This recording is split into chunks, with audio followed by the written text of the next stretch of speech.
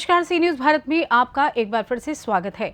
झांसी ललितपुर लोकसभा से अपना दल पार्टी प्रत्याशी चंदन सिंह के समर्थन में पूर्व विधायक डॉक्टर पल्लवी पटेल ने ललितपुर में पत्रकारों से वार्ता की और अपनी पार्टी प्रत्याशी चंदन सिंह के समर्थन में अपील की और साथ में बेरोजगारी, गरीबी के मुद्दों को लेकर अपनी बात रखी। साथ ही पत्रकार के एक सवाल पर कहा कि लोकसभा के चुनाव में सपा के राष्ट्रीय अध्यक्ष अखिलेश यादव ने इंडिया गठबंधन से अपना दल को बाहर करने की बात कही।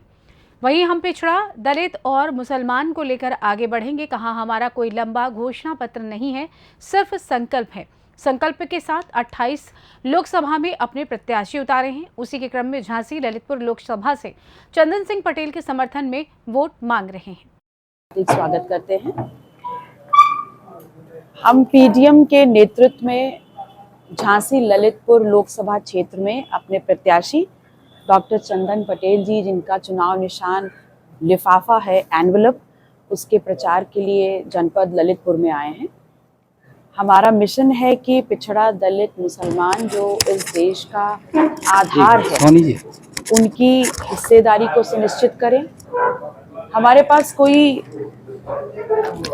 मूल मंत्र नहीं है, लेकिन एक संकल्प ये ज़रूर है कि हम चाहते हैं इस देश में हर समाज की गिनती हो, और जब हर समाज की गिनती होगी तो उनकी जितनी भी संख्या निकलती है, उस समाज की, उस जाति की संख्या के अनुपात में उनकी शिक्षा, सदन, दवाई, कमाई, पढ़ाई, खेत खलिहान सब में हिस्सेदारी हो, और जितनी उनकी हिस्सेदारी होगी इस देश को विकास के रास्ते पर ले जाने में उतनी उनकी भागीदारी हो।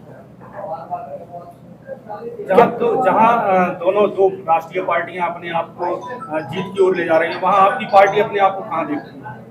देखिए, हम एक राजनीतिक पार्टी हैं। एक मुहिम के तहत हम लोगों के बीच में जा रहे हैं। चुनाव है तो हार किसी की होगी, जीत किसी की होगी, वो मायने नहीं रखता। मायने ये रखता है कि हम लोगों के बीच में अपनी जो भावना है और अपना जो संकल्प है और अपनी जो विचारधारा है, उसको लोगों से कनेक्ट करें और लोगों का विश्वास हासिल करने का काम करें। आपने आखिरी समय पे कि आपको अपने ज्ञान को थोड़ा करेक्ट करने की जरूरत है। मैंने अखिलेश जी का साथ नहीं छोड़ा। अखिलेश जी ने मीडिया के सामने आके बोला कि अपना दल अब उनके साथ गठबंधन में नहीं है। अरविंद केजरीवाल की कल जमानत हुई है, उस पर क्या कहना चाहते हैं? अगर आज हम यहाँ पर आए हैं पीडीएम के लिए चुनाव प्रचार में अपने प्रत्याशी के लिए, तो मैं स्वागत करूंगी इस सब्जेक्ट से रिलेटेड सभी सवालों का। क्या क्या मुद्दे रहेंगे आपके जहाँ पर लोकसभा को लेकर? मैंने अभी बोला कि हमने कोई लंबे वादों की फहरिस्त तैयार नहीं करी, कोई बड़ा घोषणा पत्र नहीं है, सिर्फ एक संकल्प है। क्योंकि हम पिछड़ा, दलित, मुसलमानों को लेकर के आगे बढ़ रहे हैं, उनके हक और अधिकार की बात कर रहे हैं, तो हम चाहते हैं इस देश में जातिवार जनगणना हो और हर किसी की गिनती होने के बाद हर जाति, हर समुदाय को उसकी संख्या के अनुपात में शिक्षा, सदन, पढ़ाई, लिखाई, कमाई, दवाई में उसकी हिस्सेदारी हो। अभी भारतीय जनता पार्टी के राणा उन्होंने कहा कि 50 सेकंड के लिए पुलिस हटा दें तो हम ओबीसी की जो छोटी भाई है उनको ठीक कर, मतलब कर देंगे। इसमें क्या कहेंगे? मेरा पुनः निवेदन रहेगा, प्लीज स्टिक टू टॉपिक। जी, आप ये बताइए कि इस महासंग्राम में चुनावी कम से कम कितनी सीटों पे आपके प्रत्याशी जीतने की बात स्थापित हो सकती है? देखिए, पीडीएम के अंतर्गत हम लोग 28 लोकसभा लड़ रहे हैं, और उसमें हम सभी में हमारी पुरजोर आजमाइश है कि हम ज़्यादा से ज़्यादा संख्या में जिन लोगों के बीच में जा रहे हैं उनका सहयोग और उनका समर्थन प्राप्त कर सकें। चुनाव है, हार किसी की होगी, जीत किसी होगी। रिजल्ट्स के बारे में आप दावा नहीं कर सकते। अनुप्रिया पटेल के खिलाफ कोई आपका प्रत्याशी लड़ रहा है? मैं यहाँ पर किसी व्यक्ति विशेष के खिलाफ प्रत्याशी लड़वाने नहीं आई हूँ। मैं पीडीएम के अपने प्रत्याशी के बारे में बात करने आई हूँ। आपका प्रत्याशी है, उस समय मेरा नाम बात है, ये आप उनसे पूछिए। भारतीय जनता पार्टी की 5 साल की जो कार्यकाल निकला है, उसमें आप उस बारे में आप क्या कहना चाहते हैं? देखिए, भारतीय जनता पार्टी एक दशक पहले 2014 में जब इस देश की सत्ता में आई थी, तो उन्होंने वादा किया था किसानों की आय दुगनी, हर घर में रोजगार, पढ़ाई लिखाई, कमाई, अंततः इस देश के विकास की बात की थी।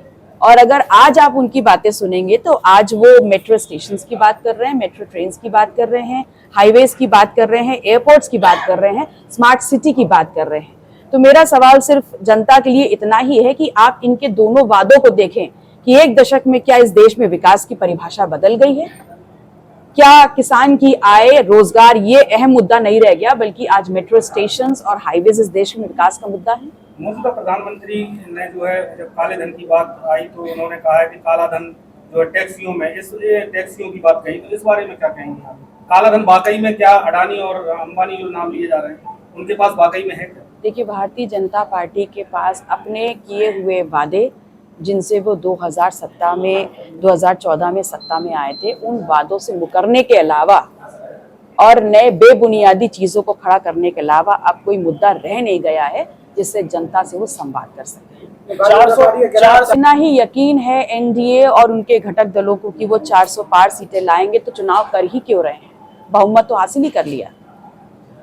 अगर आपकी 14 सीटें आती हैं और किसी भी राष्ट्रीय पार्टी को अगर आप जरूरत पड़ती है तो आप किसके साथ जाना चाहेंगे? किसके साथ आपका समर्थन? देखिए, पीडीएम एक मोर्चा है और जिसमें 4 पार्टियां एक साथ आ करके पूरी ताकत के साथ अपना सहयोग दे करके इसको आगे ले जाने का काम कर रही है।